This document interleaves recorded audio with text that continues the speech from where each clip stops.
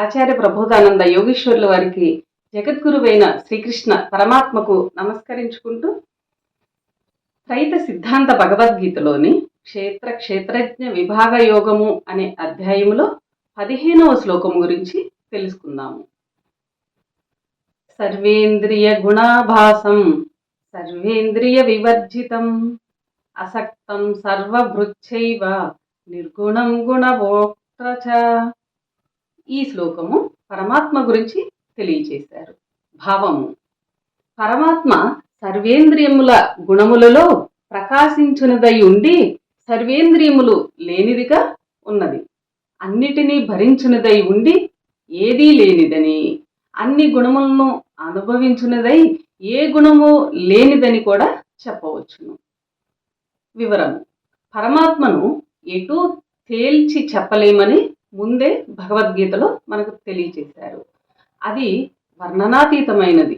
పరమాత్మను ఇది ఇలా ఉంటాడు అని చెప్పటము వర్ణనాతీతమైనది.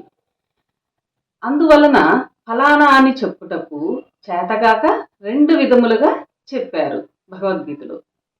సర్వేంద్రియ భావములతో ఉండునదై ఏ ఇంద్రియము లేనిది, సర్వమును భరించునదై ఏదీ కానిది, మరియు అన్ని గుణములు కలిగినదై ఏ గుణము లేనిది పరమాత్మ అని చెప్పారు.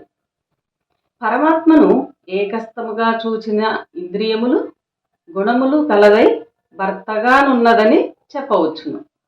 ఏకస్థముగా చూస్తే విడదీసి చూచిన ఏదీ కానిదని, ఏమీ చేయనిదని కూడా చెప్పవచ్చును. ఏకముగా చూచి ఉన్నది ఒకటే అవును. విడదీసిన ప్రకృతి, పరమాత్మ, ఆత్మ, జీవాత్మ అని 4వచున్నది. ఏకముగా చూచిన అన్ని పనులకు మూలకర్త పరమాత్మ అని చెప్పవచ్చును. విడదీసి చూసిన పరమాత్మ సాక్షిభూతుడు, ఏ పని చేయడు.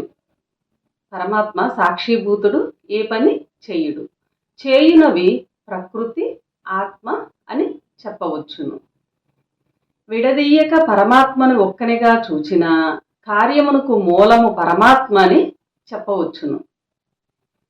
విడదీసి చూసిన ప్రకృతి చేయునిదై ఉండగా చేయించువాడు ఆత్మ కాగా అనుభవించువాడు జీవుడని చెప్పవచ్చును. ఈ విధముగా ఉండుట వలనే అన్నిటికీ నేనే కారణమని ఒక చోట చెప్పటము, ప్రకృతియే కారణమని మరొక చోట చెప్పటము జరిగినది భగవద్గీతలో.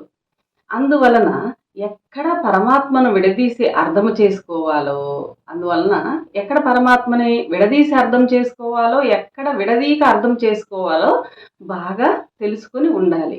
ఈ భగవద్గీత జ్ఞానము సంపూర్ణంగా తెలుసుకుంటేనే ఇవన్నీ అర్థమవుతాయి. అందరికీ నమస్కారం.